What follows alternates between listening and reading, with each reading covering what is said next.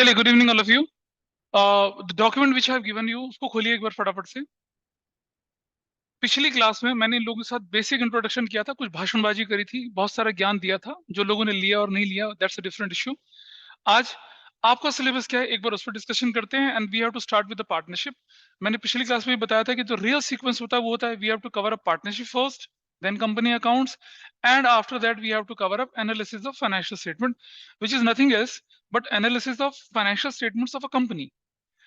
Though we can analyze financial statements of a partnership, but it is of no use in public domain. एक व्यक्ति किसी company के shares का, किसी company के बुक्स ऑफ अकाउंट्स का एनालिसिस करता है just with the perspective to purchase the shares of that company. और पार्टनरशिप के तो शेयर्स होते ही नहीं है। पार्टनरशिप के शेयर्स नहीं होते हैं। पार्टनरशिप के कौन से शेयर, मार्केट में ट्रेड थोड़े होते हैं। तो you are running a partnership firm, I am least bothered about your firm and your financial statements.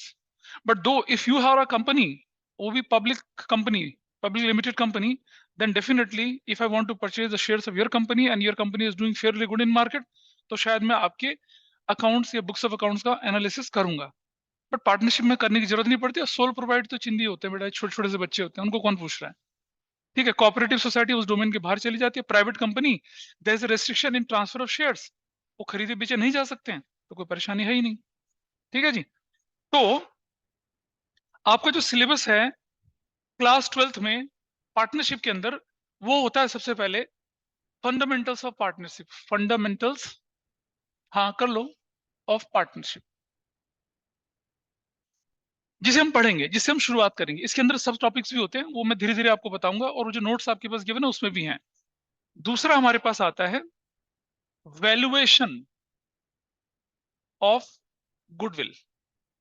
Goodwill एक बहुत नन्हा सा आइटम, इंटेंजिबल एसेट्स, आपने 11th क्लास में फाइनेंशियल स्टेटमेंट बनाते समय देखा था। गुडविल क्या होती है, उसका थियोरेटिकल एस्पेक्ट्स, गुडविल कैसे वैल्यू होती है, कैसे कैलकुलेट होती है, we have to talk about that. ठीक है जी। You want to say anything हमें? नहीं सर, म्यूट कर रहा हूँ। ठीक है।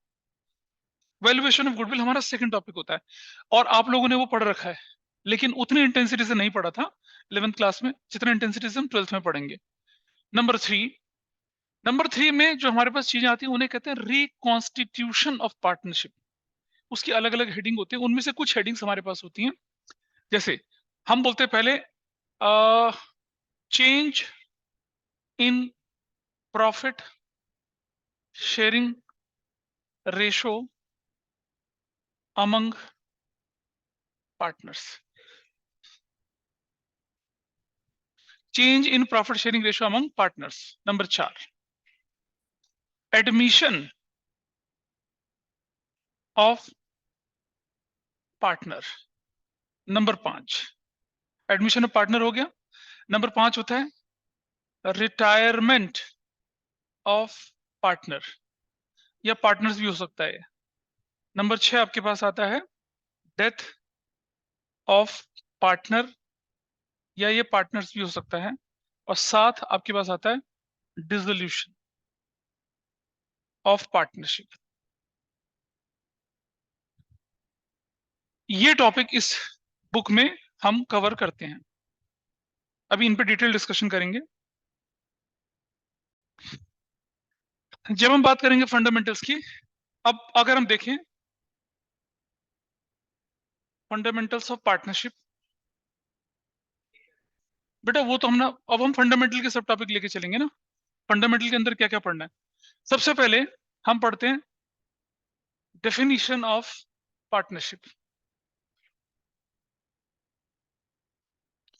और ये डेफिनेशन हमें ऐसी साधारण नहीं चाहिए, ये डेफिनेशन हमें चाहिए as per Indian partnership act 1932। सब अंग्रेजों के बनाए हुए हैं ये रूल रेगुलेशंस। सरकार इसको बदलने की कोशिश करी, लेकिन जब तक नहीं बदलता हमें पढ़ना तो है ही। Definition of partnership as per, ऐसे सेक्शन 3 होता है, नोट्स में दे रखा है, हम उसको नहीं लिख रहे हैं, वो हमें पढ़ना है। अच्छा छोड़ देना, कोई बात नहीं। फिर हम पढ़ेंगे क्या, पार्टनरशिप के फीचर्स, हाँ ये सब इसी के अंदर आता है। फिर हम पढ़ेंगे पार्टनरशिप डीड, याद है ना, बचपन में पढ़ा होगा पार्टनरशिप डीड के बारे में, बिजनेस स्टडीज में, partnership deed and its contents. हाँ, बीएसटी जैसा ही होता है, लेकिन इसमें है ना, मैं तो लिख रहा हूँ सिर्फ, लिख लो बेटा, कोई दिक्कत नहीं है। नंबर 4, इतना शॉर्टकट ना मारो अभी। अच्छा, उसके बाद हम पढ़ेंगे preparation of profit and loss appro, अरे क्या हो गया, preparation of profit and loss appropriation account. इस पर क्वेश्चन 3 नंबर का आपके एग्जाम में जरूर से आता है, 5 नंबर का भी आ सकता है, बट इस पे जरूरी क्वेश्चन आता है। इसके बाद number 5, partners capital account. Partners capital account के 2 मेथड होते हैं, फिक्स्ड मेथड एंड, अरे भैया फ्लक्चुएटिंग, अकाउंटिंग मत बदलो, fluctuating method. Number 6, interest on drawings, interest on drawings. Number 7, interest on capital.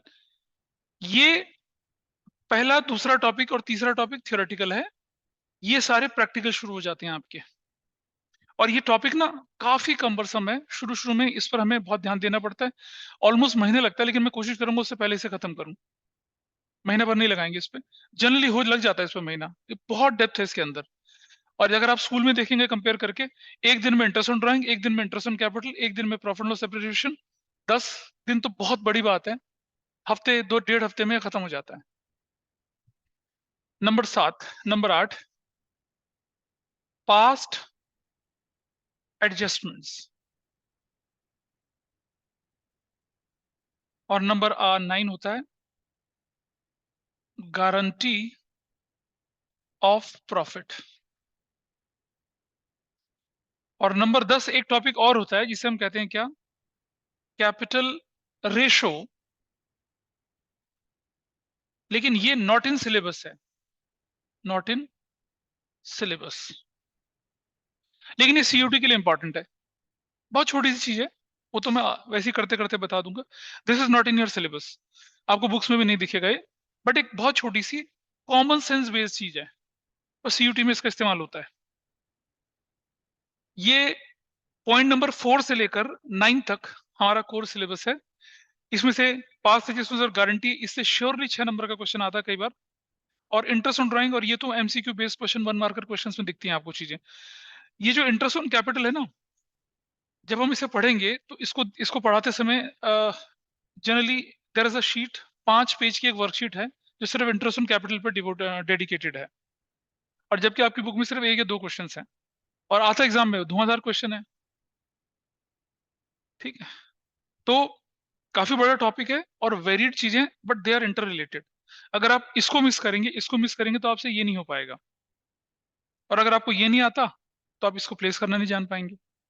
ठीक है, और हमें क्या करना है, हमें थ्योरी और प्रैक्टिकल दोनों में कॉम्पिटेंट बनना है, कॉम्पिटेंट क्या, एक्सपर्ट बनना है। ठीक है, चलो शुरू करते हैं। हाँ, कौन, हाँ नोट करिए। Let us start with the definition of partnership. हमें नोट कर लिया, कर रहा हूँ सर। ठीक है। बचपन में आपने एक डेफिनेशन पार्टनरशिप की पढ़ी थी, मैंने पिछली क्लास में डिस्कशन किया था। वो डेफिनेशन हम लोग नहीं लेके चलेंगे, हम लेके चलेंगे डेफिनेशन पार्टनरशिप एक्ट 1932 की। अपने नोट्स खोलिए, पहले पेज पर आपको डेफिनेशन दिखती है सेक्शन 4 की। जरा मुझे पढ़ के, क्या नाम है बेटा आपका, पढ़ के सुना क्या लिखा है। सेक्शन 4 इंडियन पार्टनरशिप एक्ट 1932 क्या कहता है, देखें जरा ये। हाँ, रुक जाओ, अरे धीरे धीरे, थोड़ा धीरे। हाँ, रिलेशन, हाँ, between between persons who have agreed to share the profits of a business, हाँ, कैरीड ऑन बाय ऑल और any, carried on by all or any one of them, any of them acting for all। ये जो definition है ये हमारी creation तो है नहीं, ये फिरंगी लोगों की क्रिएशन है। उन्होंने ही बनाया, उन्होंने कानून वानून जो भी हमारा जो लॉ है ना पूरा का पूरा इंडियन, वो ब्रिटिश लॉ पे डिपेंडेंट है। और धीरे धीरे हमारी गवर्नमेंट क्या कर रही है, उसको ठीक करके अपने हिसाब से ढालने की कोशिश कर रही है। बेसिकली जो हमारा लॉ वो ऑपरेसिव था बहुत ज्यादा।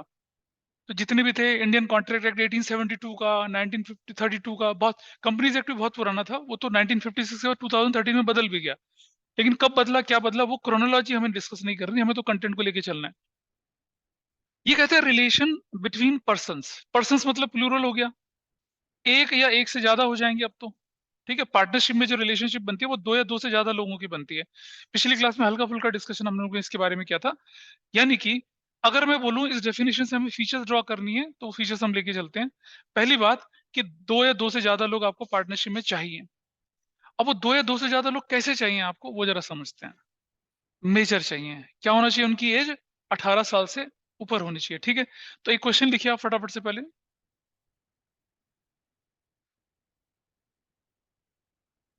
हो गया। क्वेश्चन नंबर 1 बनता है यहाँ पर कि ए इज 18 ईयर ओल्ड। तुमने लिखा था शायद कल, don't write. A is 18 year old and B is 17 year 364 days old. A is 18 year old and B is 17 year 364 days old. Can A and B form a partnership? अब पीछे वाले के मन से आवाज आ रही है, अंदर अंतरात्मा की सी आवाज आ रही है, क्या एक दिन बाद बना लेगा? क्वेश्चन ये नहीं है कि एक दिन बाद बना लेगा।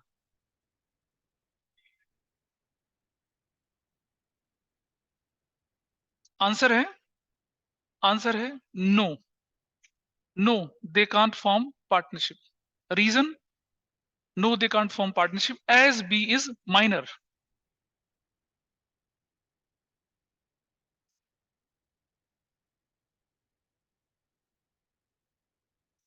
बेटा पेरेंट्स पार्टनर नहीं बनना, पार्टनर दूसरे बंदे को बनना है, तो इसलिए फॉरगेट अबाउट दैट थिंग।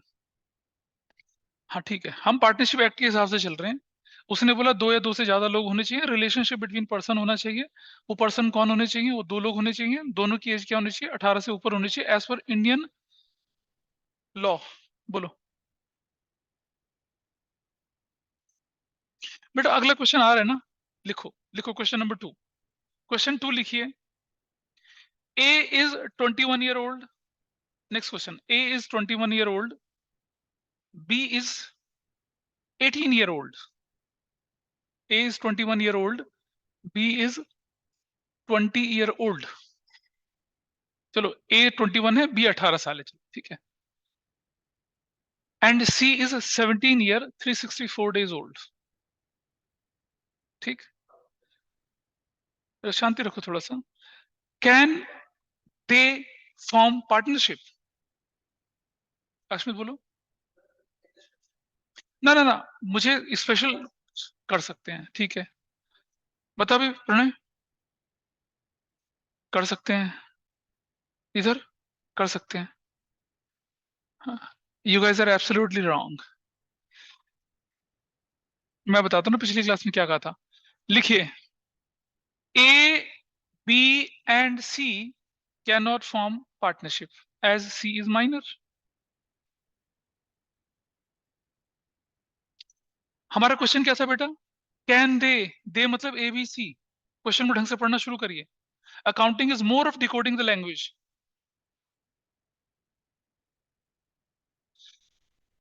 आगे बता रहा हूं ना मैं आपको। हमारा बेटा क्वेश्चन ये था कि क्या क्या वो A B C partnership form कर सकते हैं? जवाब है नहीं। हाउएवर, अब लिखो A B and C can not form partnership as C is minor. However A and B can form a partnership. However A and B can form a partnership and may include C as a minor partner for profits only. बोलना है कुछ? However, A and B can form a partnership and may include C as a minor partner for profits only.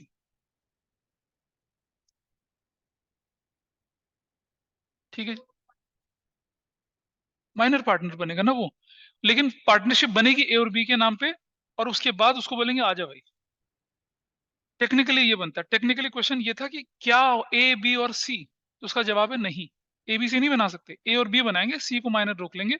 वो हमारी कहानी अभी notes में थोड़ा आगे पढ़ेंगे, वहां दिख जाएगा आपको। इधर बिल्कुल कैसे बनेगा बेटा, सुनो, बहुत सारे कानून है हमारे यहाँ पर। एक है कॉन्ट्रैक्ट एक्ट। कॉन्ट्रैक्ट एक्ट कहता है अगर आप 18 साल के नहीं है तो आपको आपको किसी कॉन्ट्रैक्ट पर साइन करने की अथॉरिटी ही नहीं है, आप साइन करेंगे वो वाइड हो जाएगा। Capacity to contract is not there with the minor. और पार्टनरशिप है, बिल्कुल कानून है हाँ, सही बात कह रहे हैं। सुनो सुनो बेटा, ऐसे तो पासपोर्ट पे भी होता है, जब आप बोर्ड का फॉर्म भर रहे थे वो भी होता है। तो तुम बोलो नहीं जी मैं तो माइनर हूं, मैं तो फॉर्म ही नहीं भरूंगा। बढ़िया, जाओ बेटा, फिर तुम अगले, जब तुम माइनर हो, जब मेजर हो जाओगे तब आना बोर्ड का एग्जाम देने के लिए। क्या बेटा? हाँ हाँ, you have to write your name, you have to authenticate, you have to verify whatever content is given in front of you, उसको बोलते हैं। कल को तुम बोलो जी कि मैंने तो साइन नहीं करा था, मेरा तो नाम गलत हो गया, मेरे पापा का नाम गलत, मेरी डेट ऑफ बर्थ ये कर दी, कैसे? वो सिर्फ टेस्टिफाई करने के लिए होता है कि तुम्हारे सामने ये सब कुछ हुआ है। अब तुम ये बोलोगे मैं तो माइनर नहीं, मैं तो माइनर हूँ जी, मैं तो साइन ही नहीं करूँगा कॉन्ट्रैक्ट, तो बढ़िया क्योंकि बेटा 18 साल के बाद आना 12th भरो फिर। ऐसा थोड़ी होगा, ऐसा नहीं सर होता इन ना। क्वेश्चन में वो पार्टनरशिप का एक्ट लिखना जरूरी है? नहीं नहीं, बहुत जरूरी नहीं होता। अगर एक्ट के बारे में पूछा जाए तब होता है। अभी तो बेटा शुरुआत हुई है, कौन से एक्ट लिखे जाने हैं, कौन से सेक्शन लिखे जाने हैं, I will give you full detail of that, बताऊंगा। ये इंपॉर्टेंट है, इनको ध्यान रखेंगे। मैंने अपनी तरफ से कोशिश करी हर पॉसिबल एक्ट इस चैप्टर का देने की आपको, लेकिन वो सारा का सारा आपको याद नहीं रखना है। There are few which you have to keep in your mind. आगे बढ़ते हैं। तो आपने देखा दो या दो से ज्यादा लोग होने चाहिए थे। अब जरा अपने नोट्स की तरफ चलिए, नोट्स देखिए जरा फटाफट से।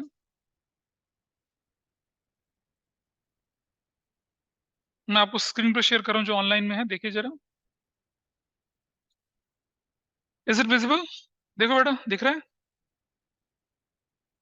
ऑनलाइन हाँ में? जी सर। बताओ मुझे। अच्छा जी। तो आपके डेफिनेशन में आया, आपके पास सेक्शन 4 था, ये डेफिनेशन अभिषी ने हमें बताई थी, इसको हमने लिख लिया। अब इस डेफिनेशन की हम सर्जरी कर रहे हैं धीरे धीरे करके। पहला पॉइंट हमने पता चला दिया कि रिलेशनशिप होना चाहिए दो लोगों के बीच में। वो दो लोग कौन से होने चाहिए? माइनर नहीं होने चाहिए, मेजर होने चाहिए। देखिए, जो लोग एंटर होते हैं पार्टनरशिप के एग्रीमेंट या कॉन्ट्रैक्ट में, उनको हम पार्टनर्स बोलते हैं। और जब वो मिल जाते हैं ज्वाइंटली, उन्हें फर्म बोला जाता है। और जिस नाम के साथ वो बिजनेस चलाते हैं उसे क्या बोला जाता है? फर्म का। फिर कंपनी कहां से आ गया यार? कंपनी थोड़ी बोला जाता है, पार्टनरशिप फर्म उसका नाम वो बोला जाएगा। ठीक है, मैंने पिछली क्लास में एग्जांपल लिया था, जैसे प्रणय एंड सन्स, है ना, Nimisha and sisters, Asmit and brothers, ठीक है, और राघव एंड, बोल दूं, वाइफ्स। नहीं नहीं होगा ऐसा, ठीक है। मतलब मैंने तो मतलब मजाक मजाक मिले, डोंट टेक इट सीरियसली, ठीक है। तो ऐसा नहीं होता। ब्रदर्स हो गया और सिस्टर्स हो गया, डॉट एसोसिएट्स होता है, एंटरप्राइज होता है, ऐसा करके कोई भी नाम आपने रख लिया, ठीक है। चलो, चले। तो अगर आप अपने नोट्स को देखें अगर आप लोग, तो सबसे पहले आपके पास निकल कर आया एक point, and what is that point? कि पहली फीचर है दो या दो से ज्यादा लोग, ठीक है।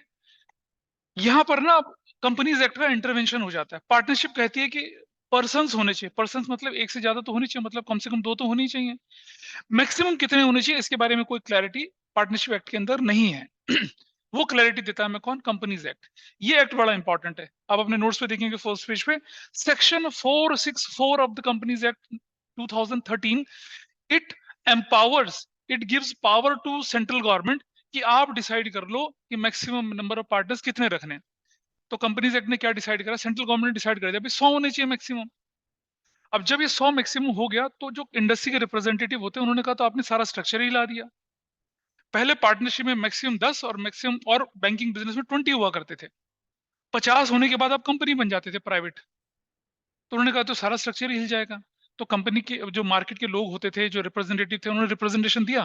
फिर सरकार ने क्या करा, एक नोटिफिकेशन निकाला, और उसके बाद वो मैक्सिमम नंबर को घटाकर कितना कर दिया, 50 कर दिया। तो आप आगे देखेंगे क्या लिखा है, central government has prescribed maximum number of partners to be 50 vide rule 10 of companies miscellaneous rules 2014। ये दो चीजें आपको ध्यान रखनी है।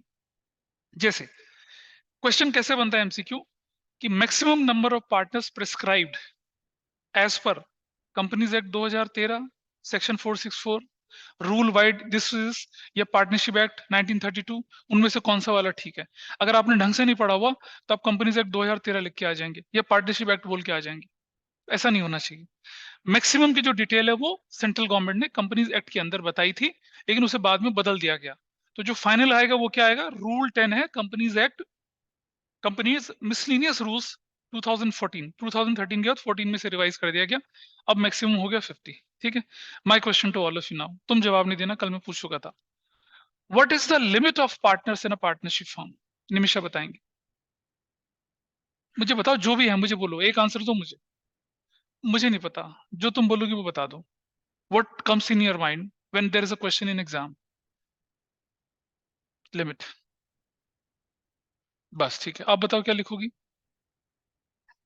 हाँ बस ठीक है, कोई एज पर नहीं। बेटा 50 बोलना है, 100 नहीं बोलना है। 100 इज गॉन। एक्ट मॉडिफाई हो चुका है ना। राघव कितना बताएगा?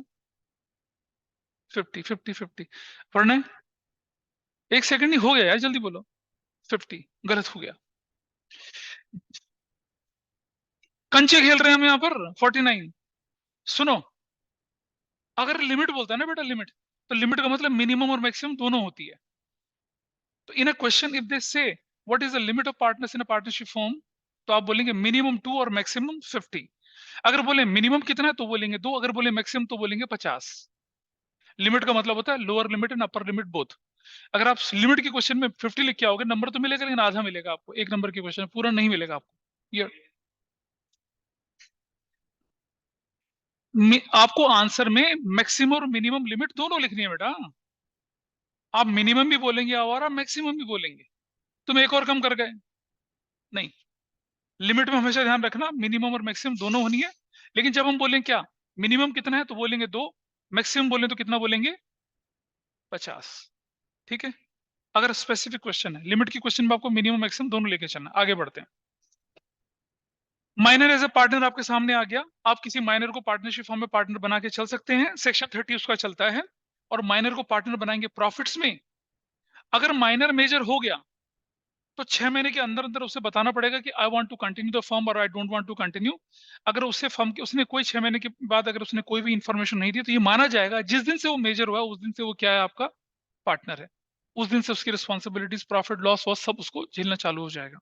This is regarding number of members. अब बारी आती है एग्रीमेंट। एग्रीमेंट जो होता है पार्टनरशिप का, वो बोला जाता है कि आप ओरल कर लीजिए, रिटर्न कर लीजिए, it is your choice. What will be the better, oral agreement is better या return agreement is better? Raghav और उसके साथियों ने एग्रीमेंट किया कि हम चल के क्या करेंगे, एक रेस्टोरेंट खोलेंगे जिसमें राघव 10 लाख देगा, हम 20 लाख देंगे, हम 30 लाख देंगे। और ओरल था, कुछ नहीं था। और अगर राघव बोलता भाई थोड़ा राइटिंग में कर लेते हैं, कह रहा क्या बात कर दी यार तूने, भाई की जबान में भरोसा नहीं है। और एक दिन राघव जब अपने रेस्टोरेंट जाता है तो गेट कहता है सर आप अंदर नहीं जा सकते। क्यों? मालिक का ऑर्डर है। कौन मालिक? मैं मालिक नहीं हूँ। कहता हाँ, वो कहते हैं आप मालिक नहीं हैं। तो अब एग्रीमेंट तो राइटिंग में था ही नहीं, तो ऑब्वियसली वो मालिक नहीं है।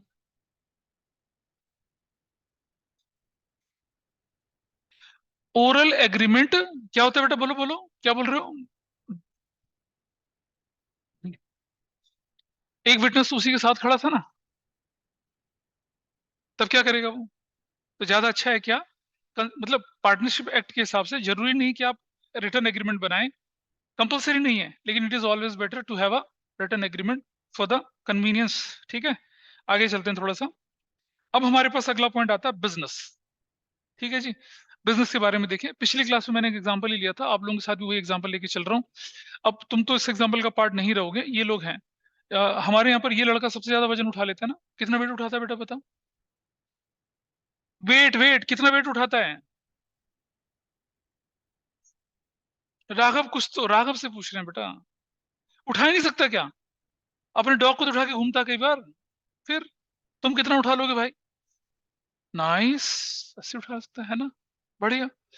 अच्छा जी, ऑब्जर्वेशन स्किल, ऑब्जर्वेशन स्किल किसकी शार्प है बहुत ज्यादा? बहुत शार्प ऑब्जर्वेशन स्किल, ये निमिषा की ऑब्जर्वेशन स्किल साफ है। ठीक है जी। और आप रेकी वेकी कर लोगे ये? हाँ, ये लड़की तो बड़ी फ्रेंडली है, किसी के साथ भी दोस्ती वोस्ती करके कुछ भी राज निकलवा लेगी। नाइस, बिल्कुल सही बात है। और ड्राइविंग आती है किसी को बहुत शानदार, धूम मचा ले धूम स्टाइल में, मतलब धूम मचा ले धूम स्टाइल में?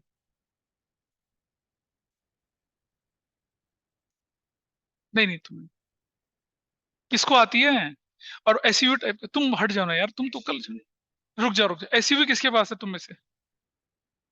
तुम्हारे पास है, नाइस, ठीक है। तो गाड़ी रहेगी तुम्हारी, ड्राइव करेंगे राघव, ठीक है। निमिषा की ऑब्जर्वेशन पावर बहुत अच्छी है, और मुझे एक मासूम बच्चा, ये बच्ची मासूम हुआ था, ठीक है, इसको देखे छोटे बच्चे इसके पास आ जाएंगे। मिस्ट्री दूसरा काम करेगी ना। अब होता क्या है कि ये लोग क्या करते हैं, अपना डिसाइड करते हैं बड़े से पार्क में जाएंगे, अभिषेक जाएगी पार्क में, और छोटे छोटे बच्चे होते हैं ना, उनको चॉकलेट चॉकलेट करके अपने पास लाएगी। मिस्ट्री उसका हाथ पकड़ के बोली, चल तुझे मैं तारे दिखाती हूँ, और ये अपना ध्यान से रखी कि कोई देख तो नहीं रहा। और वो लड़का एक बोरा लेके खड़ा होकर बच्चे को बोरे में उठा के, ठीक है, अपने एसयूवी में डाला, ठीक है, ठीक है। और राघव धूम मचा रहे, धूम साल में, चल ब्रो निकल ले। और बाद में मिस्टी बोल रही है, हेलो थारा छोरा हमारे कब्जे में है, ठीक है, और हमें पैसा दे दे, वरना एक उंगली दो उंगली या मुंडी काट के भेजेंगे तुम्हें। ये किडनी निकलवाओगे? अबे छोटे बच्चे की किडनी का क्या करोगे, फ्राई करोगे क्या? कितना बढ़िया बिजनेस ना। 11th क्लास में आप पढ़ के आए Vishi, higher the risk and higher the profit. Wow, है ना? अच्छा नहीं है? व्हाइट में नहीं आएगा, देखो इसको और चिंता खा रही है। हम बोल रहे हैं लीगल इलीगल, भाई साहब कह रहे हैं व्हाइट में नहीं आएगा। हाँ, सही बात है। तू बोलेगा ना, सुन सुन, अश्मित क्या करेगा?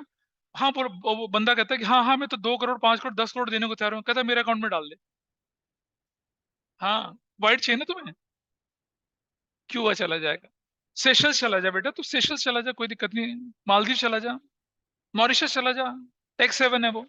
ठीक, चलो कोई बात। Let's come to the point. क्या हम ऐसा बिजनेस कर सकते हैं? हाँ, क्यों नहीं कर सकते, दुनिया करती है। लेकिन एक्ट के अंदर कानून के हिसाब से कर सकते हैं ऐसा बिजनेस? नहीं। तो मिस्ट्री, बिजनेस कैसा होना चाहिए? लीगल होना चाहिए ना। Absolutely wrong. Business must be lawful. Legal क्या होता है भाई? लीगल बिजनेस तो क्या हुआ, कंसल्टेंसी देना। हाँ, right, proper terminology. Business must be lawful, it should not be legal. Legal business पता है क्या होता है? कंसल्टेंसी देना, कानून का हिसाब किताब, स्टैम्प वगैरह, एफिडेविट वगैरह, वो होता है लीगल तो। बिजनेस मस्ट बी लॉफुल, ठीक है जी। अच्छा, और एक चीज देखेंगे कि सिर्फ co-ownership in a property does not amount to partnership. मैंने पिछली बार आपको एक और एग्जांपल दिया था, उस समय जब आप छोटी सी क्लास हम लोगों ने करी थी। जरा समझिए कि निमिषा है और आपका नाम क्या है, जीविका, मिस्ट्री हो गया और प्रणय हो गया, इन चारों ने मिलकर क्या करा, एक मॉल में 1-1 करोड़ रुपए देके 4 करोड़ की एक दुकान खरीद ली, और उस 4 करोड़ की दुकान को 40 लाख किराए पे दे दिया, और एक एग्रीमेंट बनाया कि will share that rent equally. ठीक है जी, पार्टनरशिप है? नहीं, पार्टनरशिप है, काहे नहीं है? क्या रेगुलेटिव रिटर्न नहीं है, किराया नहीं आ रहा उसका? अब तुम बोलो कोविड कोविड कोविड छूट जाओ, बहुत पीछे रह गया वो। किराया तो रेगुलर आएगा, किराया रेगुलर आएगा नहीं आएगा? यू आर ऑफरिंग सर्विसेज और नॉट? अबे सर्विस तो है, वो घर थोड़ी दे दिया जा ले जा 40 लाख में। नहीं भाई नहीं, किराया भी आ रहा है, रेगुलरिटी भी है, सर्विस भी ऑफर कर रहे हैं, ठीक है, इकोनॉमिक एक्टिविटी भी है, और फिर भी पार्टनरशिप नहीं है। हम्म, है या नहीं है? नहीं है। अच्छा, रीजन बताओ क्यों नहीं है? बेटा फर्म बना ली उन लोगों ने, पार्टनरशिप जो बना ली आपस में कि we hereby undertake to purchase this and to lend it out and share the rent on equal basis. Agreement कर लिया उन लोगों ने, फिर फिर होगा, है ना? नहीं होगा फिर भी। ये सब चीजें आपके दिमाग में आपको कंफ्यूजन पैदा करेंगे जब आप एग्जाम लिखेंगे पेपर में, और आपको ये सब दिक्कतें आएंगी, क्योंकि हमारा दिमाग ना एग्जाम के टाइम में उल्टा बहुत ज्यादा चलता है, सीधा नहीं चलता। उल्टा बहुत ज्यादा चलता है, मतलब जो जो ख्याल कभी आया नहीं वो आता है उस समय पे। and वो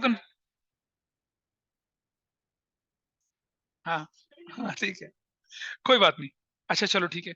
सो जॉइंट ओनर प्रॉपर्टी होने से आप पार्टनर्स नहीं बन सकते हैं, लेकिन सिर्फ जॉइंट ओनर की बात नहीं कर रहे हैं। हाँ बन चुकी, फिर भी पार्टनरशिप नहीं है। मैं आऊंगा बेटा उस पर, शांति रखो, थोड़ा सा होल्ड करना है, मैं बता रहा हूँ। अच्छा एक और चीज है, अब मान लो मैंने पिछली क्लास में भी एग्जांपल इन लोगों के साथ दिया था क्योंकि यहाँ बैठे हैं। गुजरात में मारवाड़ी लोग क्या करते हैं, हमेशा नए नए बिजनेस आइडिया ढूंढते हैं, और बड़ी इंडस्ट्रियस कम्युनिटी है वो, और बहुत शानदार एंटरप्रेन्योर होते हैं। उन्होंने देखा कि छोटे छोटे मंदिर होते हैं ना जहाँ पर वो हाट या मेले लगते हैं, वहां क्या होता है कि फुटफॉल बहुत ज्यादा होता है। तो उन्होंने सोचा कि अगर हम मंदिर को बहुत शानदार बनाएं, बहुत शानदार मंदिर बना दें, उस पे मार्बल वार्बल और पत्थर, बलुआ पत्थर लगा दें, तो यहाँ लोग ज्यादा आएंगे।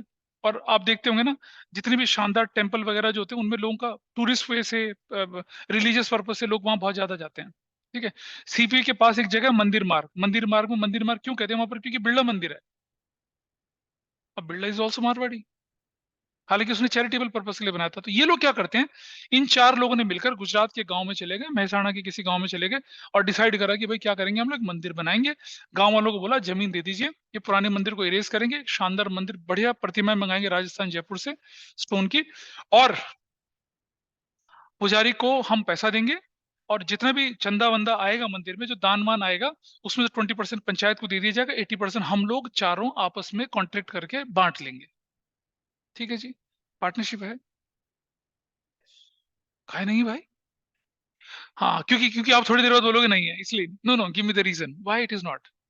बता अभिषेक, क्यों नहीं है? अभिषेक नहीं है। हाँ क्यों नहीं है या नहीं है? काहे नहीं है बताइए, व्हाई इट इज नॉट?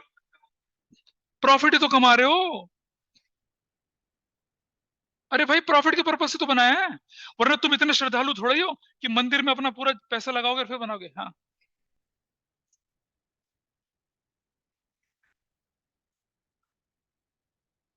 अरे भैया, एक मारवाड़ी बंदा घाटे का सौदा नहीं करता कभी। सही बात है। नहीं सर्विसेज तो, अब सुनो वो क्या करते हैं। अरे बात तो सुनो, मैं तुम्हें बताता हूँ फिर क्या करते हैं। जब फुटफॉल ज्यादा होता है तो श्रद्धालुओं को क्या चाहिए होता है, वो धूपबत्ती, अगरबत्ती, और वो क्या कहते हैं, प्रसाद के लिए नारियल, सूखा नारियल, कच्चा नारियल। तो उन्होंने क्या कर दिया, बड़ा स्मार्टली, बड़ा स्मार्टली चारों तरफ चार दुकानें और खोल दी, उन्हें भी किराए पे दे दिया।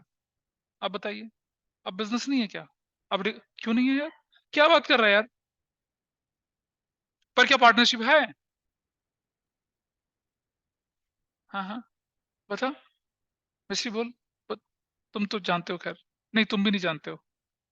पीछे, निमिषा, है पार्टनरशिप? नहीं है। रीजन बताओ क्यों नहीं है? रीजन बताओ क्यों नहीं है? रीजन बताओ। ना ना ना ना, अगर लिखा है कि यस और नो, तो आपको नंबर तभी मिलता है जब उसका जस्टिफिकेशन दे रखा हो, वो भी करेक्ट, अदरवाइज नंबर नहीं मिलता। चलो चलो चलो चलो चलो चलो, इसका जवाब मैं देता हूँ आपको, रुक जाइए। इसका जवाब देते हैं। अब जरा समझते हैं एक छोटी सी चीज, एक छोटी चीज समझते हैं, रुक जाइए रुक जाइए, रुक जाओ।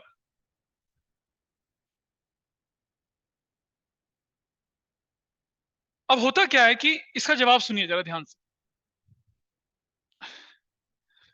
अस्मित ने क्या किया, अस्मित को, अस्मित ने एक ज्वेलरी शॉप में गया जाके, और बोला कि भाई मुझे ना एक 9 लखा हार दिखा दे। 9 लखा हार, 9 लखा हार का मतलब जानते हो क्या होता है? 9 लाख हार, एक बड़ा मशहूर हरियाणवी सॉन्ग है ना, मैंने 9 लखा दिला दे रे ओ नंदी के वीरा।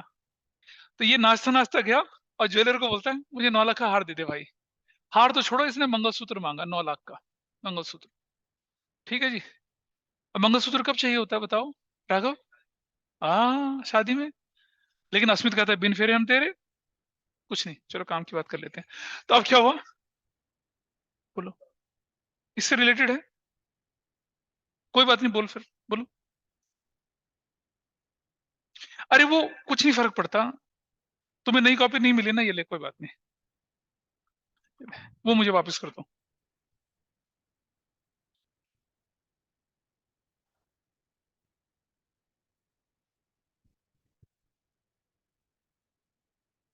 नहीं है सेम, ये वापस से तो अब देखिए जरा क्या होता है। अब वहां मिल गया एक चतुर सेल्समैन, राघव। ठीक है, राघव कहता सर 9 लाख का हार है, शानदार क्वालिटी गोल्ड की है, 24 कैरेट सोने से बना हुआ है। सबसे बड़ा झूठ, 24 कैरेट के गहने तो बनते ही नहीं है, टूट जाएंगे। 22 कैरेट में बनता है अच्छा वाला, 24 कैरेट में बना हुआ है। अश्विन कहता बहुत बढ़िया, कहता 1 लाख और दे दूंगा तुझे मैं। कहता इसकी जो डोरी, काले दानों की डोरी, कहता सर बीवी मर जाएगी लेकिन डोरी नहीं टूटेगी, इतना मजबूती इसके अंदर रहेगी। ठीक है, और क्या होता है, हॉलमार्क है जी, BIS का है, ये है वो है, दुनिया भर की चीजें। अश्विन कहता पैक कर दे 4। अबे बदल बदल की पहने की लड़की यार, कमाल कर रहा है, सेंस नहीं बनी, कंजूस आदमी। ठीक है, 9 × 4 36 लाख रुपीज की वो सिर्फ जंगल सूत्र लेके चला गया। मंगलसूत्र, जंगल सूत्र बोल रहा हूँ। ठीक है जी। अब जब पहनना शुरू करा सुंदरी ने उसको, काला पड़ गया। लेकर अरे पकड़ते रहे मंगलसूत्र तो काला पड़ गया। अस्मिता आग बबूला, बंदूक बंदूक लेके पहुंच गया वहां पर। सेल्समैन को कहता है, राघव कहता है भाई क्या दिया तूने ये, है 1 महीने में काला पड़ गया। कह रहा भाई साहब मेरे से बात मत करो, मालिक से बात कर लो। ठीक है, मालिक कृष्णा बाबू बैठे हैं। कह रहा हाँ सरकार क्या हो गया, कैसा हो गया, टेल मी। अगर क्वालिटी में कोई गड़बड़ हुई तो उसके लिए क्या सेल्समैन जिम्मेदार है ना, ओनर जिम्मेदार है ना। तो इस केस में who is principal, owner. And अरे रुक तो जाना यार, मेरा जो क्वेश्चन उसका जवाब दो पहले। Who is principal here, owner. Who is agent here, salesman. यहां प्रिंसिपल और एजेंट हैं। एजेंट ने जो भी बोला, एजेंट को बताया गया था कि तुम ऐसा करना, क्वालिटी बढ़िया बढ़िया बनाना, बाकी मैं अपने आप देख लूंगा। कृष्णा कहता है मैं देख लूंगा बाकी अपने आप। अब कृष्णा कहता है कि नहीं नहीं, ये तो तुम इसको पहन के तालाब चले गए होंगे, तुम पहन के नदी में चले गए होंगे, तुमने इसे रगड़ दिया होगा, तुमने ये कर दिया होगा, and he started giving 1000 excuses. अब लालच में आके इसने क्या करा था, अश्मित ने, ज्वेलर क्या कहते कहते सर आपको पक्का बिल दें कच्चा बिल दें, पक्का बिल देंगे तो वो GST कटवा लेते हैं बढ़िया वाला। इसने कहा कच्चा, करा कच्चा बिल, करा हम है ना, जब कोई दिक्कत हो तो भाई के पास आना ना, हम तो हैं यहाँ पर। सेल्समैन ये बोलता है, और कच्चा बिल बनवा के एक दे देता है। अब क्या होगा, अब ये कंज्यूमर फोरम भी नहीं जा सकता, 36 लाख डूब गए, बीवी अलग से नाराज हो गई। ठीक है, भाग गई मैं कि अपने मंगलसूत्र 36 लाख के फेंक के इसके मुंह पे, जा नकली तू, तेरे तेरे गहने भी नकली हैं, I don't want to stay with नकली पर्सन। मतलब गृहस्थी बनने से पहले उजड़ गई। इसमें सेल्समैन का क्या भाई, can you hold salesman responsible for his divorce, नहीं, नहीं कर सकते रिस्पॉन्सिबल। ठीक है जी, let us come into partnership now, let us come into the partnership. ठीक है, किसका, कैसे, हाँ। तो बेटा समझ लो एक बात, अगर आपको लगता है कि पार्टनरशिप में, सुनो सुनो सुनो, अकाउंटिंग करते समय, अगर पार्टनरशिप की अकाउंटिंग कर रहे हैं और आपको डाउट लग रहा है कि हमें किसके पर्सपेक्टिव से सोचना है, तो हमें सोचना है फर्म के पर्सपेक्टिव से, हमें पार्टनर्स के पर्सपेक्टिव से नहीं सोचना। बड़ी इंटरेस्टिंग चीज है, बिजनेस स्टडीज में पार्टनरशिप और partner not separate legal entity नहीं है, लेकिन अकाउंटिंग में partner and partnership both are separate legal entities. तो अगर आपको अकाउंटिंग करनी है तो किसके पर्सपेक्टिव से सोच के चलना है, फर्म के पर्सपेक्टिव से सोच के चलना। अब जरा समझें, पार्टनरशिप में आ जाते हैं, 1 2 3 4 पार्टनर हैं। ठीक है, पार्टनर प्रणय मार्केट में जाता है और बोलता है कि ABC एंटरप्राइजेस के नाम पर मुझे लोन लेना है, और वो लोन ले आता है और खा जाता है लोन को। ठीक है, अकेले खा जाता है। और आपने कभी देखा है किसी कंपनी की एनुअल रिपोर्ट, जो चार्टर्ड अकाउंटेंट्स होते हैं, लिखा रहता है, चार्टर्ड अकाउंटेंट फर्म होती है, और सारे के सारे चार्टर्ड अकाउंटेंट साइन नहीं करते हैं, एक चार्टर्ड अकाउंटेंट साइन करता है उस पर, फॉर के मतलब फॉर जो फर्म का नाम होता है, इसके एसोसिएट्स वगैरह करके, अगर आप गूगल में सर्च करेंगे आपको दिख जाएगा। अगर उस एनुअल रिपोर्ट में कोई गलती पाई जाती है तो जिसने साइन किया वो नहीं, पूरी की पूरी पार्टनरशिप फर्म फंसती है, फंसती है बेटा। हाँ वो सीए जो होता है, लेकिन वो सीए रिप्रेजेंटेटिव है उस पार्टनरशिप फर्म का। तो ऐसे केस में अगर कोई चीज वायलेट होती है तो वो सीए जिसने साइन किया वो, और वो पूरी पार्टनरशिप जिसमें 5 सीए और हैं, सबके सब रिस्पॉन्सिबल माने जाते हैं। हाँ, लेकिन बाद में पकड़ लिया, कंपनी ने पकड़ लिया इंटरनल। तो वो रिस्पॉन्सिबिलिटी उस सीए की नहीं है, बाकी सबकी भी है। ये तो मैं बताना चाह रहा हूं आपको कि पार्टनरशिप में पार्टनर जो होता है वो प्रिंसिपल भी है और वो एजेंट भी है। ठीक है, पार्टनर क्या है, प्रिंसिपल भी है और वो एजेंट भी है। यहाँ सेल्समैन के केस में क्या था, वो सिर्फ एजेंट था, वो प्रिंसिपल नहीं था। सेल्समैन मालिक के बिहाफ पे फैसले थोड़ी ले सकता है, फैसला तो मालिक को लेना है। ये कहता है कि भाई ये हार बदलो, कहता है जी मैं पूछ के बताता हूँ। लेकिन अगर वो सेल्समैन भी है और पार्टनर भी है तो वो तो कर सकता है ये काम। सोचो, अगर राघव उस कंपनी में, उस पार्टनरशिप फर्म में क्या है, पार्टनर है, और वो क्योंकि सेल्स में एक्सपर्ट है, सेल्स का भी काम कर रहा है, तो अगर कहता है कि हाँ भाई चलो बदल दो, तो बाकी पार्टनर इसके फैसले को ओवररूल कर देंगे क्या? नहीं करेंगे। लेकिन अगर ये सेल्समैन है और कृष्णा को बोलता है कि सर जी इसका हार बदल दिया मैंने, तो क्या दफा यहाँ से नौकरी से निकाल देगा वो तो उसे। तो this is the difference between principal and agent. Partnership में पार्टनर पता है क्या होता है, पार्टनर जो होता है वो प्रिंसिपल भी है और वो एजेंट भी है। अगर वो एजेंट है तो वो किसके बिहाफ पे काम कर रहा है, फर्म के बिहाफ पे काम कर रहा है। और अगर वो पार्टनर है तो क्या है, वो प्रिंसिपल एज एजेंट है। अपने नोट्स को पढ़िए जरा, एक बार खोल के देखें जरा, मैं बता रहा हूँ आपको। म्यूचुअल एजेंसी पे आ जाइए नीचे। The business of partnership concern में carried on by all the partners और any one of them acting for all. वो जो लाइन बताई थी ना आपको, एनी ऑफ देम और acting for all the partner, या तो बिजनेस को कैरी करें कौन, सारे लोग, या कोई एक कैरी कर ले ऑन बिहाफ ऑफ एवरीबॉडी। तो अगर वो फैसला लेगा तो that decision is binding on all other partners also. लेकिन यहाँ सेल्समैन के केस में नहीं है, सेल्समैन के केस में वो चीज नहीं है, लेकिन पार्टनरशिप के केस में वो बनती है।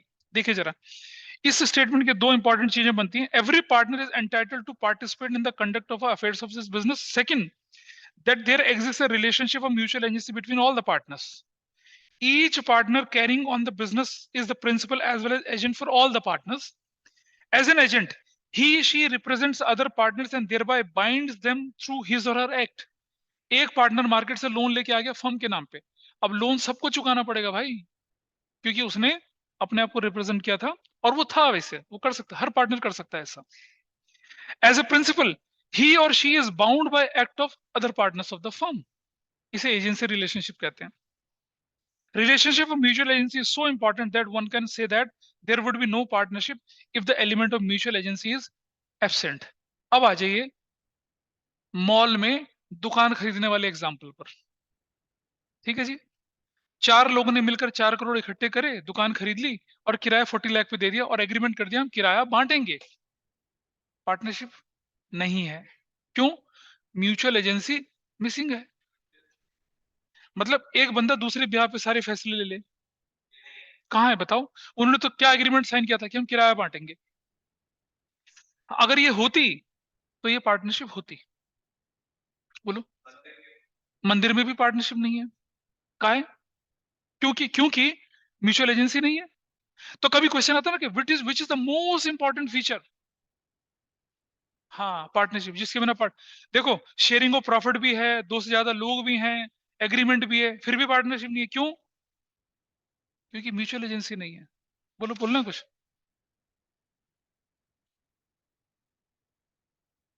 कैसे? पार्टनरशिप में बताया ना आपको, प्रिंसिपल और एजेंट। अच्छा सुनो, मंदिर के केस में, चारों लोगों के केस में, देखो अगर बिजनेस से रिलेटेड कोई भी चीज है, एक बंदा फैसला लेगा, सब पे बाइंड होगा। मंदिर के केस में 4 लोगों ने पैसा लगा दिया और बोला चंदा हम बांटेंगे, उसके अलावा तो कुछ नहीं है। लेकिन पार्टनरशिप में XYZ EFGHIGH कोई भी एक्टिविटी अगर उससे रिलेटेड है, सब पे क्या होगा, सारे बंदों की कंसर्न। बेटा एग्रीमेंट होता है, उसमें डिसाइड करते हैं, और वो भी एग्रीमेंट प्रॉफिट शेयरिंग से रिलेटेड होता है। उसमें ये थोड़ी डिसाइड होता है कि तू 10% फैसला लेगा, मैं 50% फैसला लूंगा। बेटा समझो, पार्टनरशिप में जो फैसले होते हैं वो किस पर बेस होते हैं, वो होते हैं मेजोरिटी बेसिस पर। और मैं एग्जांपल लेता हूँ, ठीक है। तुम्हारी कंपनी एक साबुन बनाती है नहाने का, बाथिंग सोप, जिसे टॉयलेट सोप बोलते हैं, वो बनाती है। ठीक है। ये भाई साहब चाहते हैं कि चंकी पांडे की सुपुत्री का नाम क्या है भाई, वो एक नई लड़की है, अनन्या पांडे। ये कहते हैं अनन्या पांडे मॉडल बनेंगे हमारी तो। ठीक है। और एक को आलिया, आलिया भी तो है शायद कोई, हाँ। और राघव कहता है नहीं आलिया बनेंगी, पुरानी हो गई। नहीं, कौन है फिर? जा, मेरे पुराने जमाने में तो मीना कुमारी वगैरह हुआ करती थी ना, इतना पुराना मत बोलो तुम। ठीक है। ये कहता है कि हमारी मॉडल बनेंगी कौन, अनन्या पांडे बनेंगी। ठीक है जी। वैसे वो आलिया बनकर, आलिया भट्ट का जूनियर वर्जन है लड़की वो। हाँ, पैदल अकल से बहुत। अरे चलो छोड़ दो। अब ये 4 लोग हैं, ये कहते हैं तीनों लोग कि नहीं नहीं नहीं नहीं नहीं नहीं, हम नहीं, शायद खरगोश कपूर बनेगा हमारा तो मॉडल साबुन वाले, ये कहते नहीं यार। किसकी सुनी जाएगी बताओ? 3 लोग, इनकी सुनी जाएगी, मेजोरिटी विन से। कोई फर्क नहीं पड़ता उससे, 55% या 75% कोई फर्क नहीं पड़ता, डिसीजन मेजोरिटी वाला होगा। अच्छा चलो मुझे ये बताओ, is it possible for a partner to be a partner without contributing capital? Is it possible, is it possible, is it possible for a partner? हाँ, हाँ जी, हमें बताओ, होल्ड कर, हमें बताओ, क्या एक पार्टनरशिप में एक पार्टनर बिना कैपिटल कंट्रीब्यूशन के पार्टनर बन सकता है? सर नहीं, वैसे करना थोड़ा तो करना ही पड़ेगा। नहीं नहीं नहीं, ऐसा नहीं। आप एक पार्टनर बन सकते हैं बिना कैपिटल कंट्रीब्यूशन करे, आप अपना फर्म को नाम दे दीजिए ना, अपना गुडविल दे दीजिए, हाँ, नॉमिनल पार्टनर हो सकता है। ये बचपन में, होल्डिंग आउट वाला, ये बचपन में बीएससी में पढ़ा था। था, हाँ, टाइप्स ऑफ बीएससी में था, पार्टनर। हाँ बिल्कुल था। तो ऐसा नहीं है कि नहीं हो सकता। अब बता भाई, अब अगर उसने तो पैसा ही नहीं लगा तो उसकी चलेगी नहीं, इसका मतलब वो अनाथ बच्चे की तरह बाहर खड़ा रहे गेट से। बेटा हम पैसे से नहीं सोचते, इमोशन से नहीं सोचते, एक्ट के हिसाब से चलते हैं। ना ना ना, हाँ इमोशन से नहीं चल रही, वही तो बोल रहा हूँ, नहीं चल रही। हम तो एक्ट से चल रहे हैं, एक्ट। पार्टनरशिप एक्ट में बोला गया कि ए बी सी जो है वो 2-2 3-3 लाख लगाएंगे, और टी जो है उसका हम नाम यूज करेंगे, ठीक है। लेकिन फैसला फिर भी डेमोक्रेटिक सेटअप से ही होगा, बोलिए।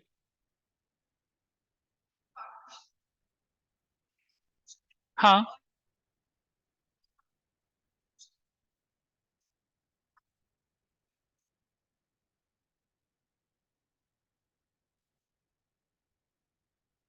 बिल्कुल है, बिजनेस बिल्कुल अलग है। पार्टनरशिप जो होती है पार्टनरशिप एक्ट के हिसाब से चलती है।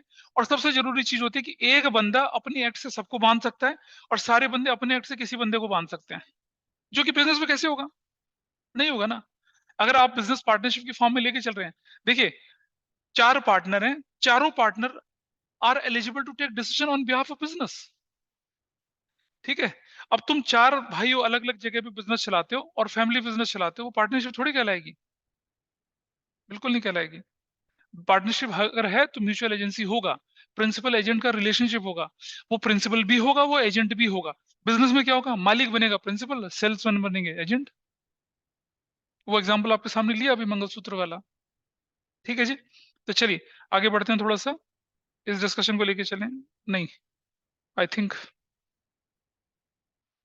ओके, चलिए हम इस डिस्कशन को यहीं रोकते हैं आज। बाकी की चीजें हम आगे करेंगे थोड़ा सा, विल होल्ड दिस ईयर। और वाइंड अप करते हैं, आपके पास कोई होमवर्क वगैरह करने के लिए नहीं है। ये जो शीट आपको दी गई इसको ढंग से पढ़ना है आप लोगों ने, इससे रिलेटेड चीजें हम डिस्कस करेंगे आगे। And what I will do, बीच बीच में, हाँ, बीच बीच में हम क्या करा करेंगे कि आपको कुछ टेस्ट जो होते हैं ना, एमसीक्यू बेस्ड, वो गूगल फॉर्म पे जो होते हैं, वहीं क्लास बैठ बैठ के आंसर लिया और घर रिजल्ट भेज दिया। आई डू दैट, क्योंकि थियोरेटिकल चीजें बहुत लोगों ने मिस करी है क्लास 11th में। I don't want you to miss the theoretical aspects, और 1 मार्कर क्वेश्चन खराब ना हो, ठीक है। So that's all for today, मिलते हैं।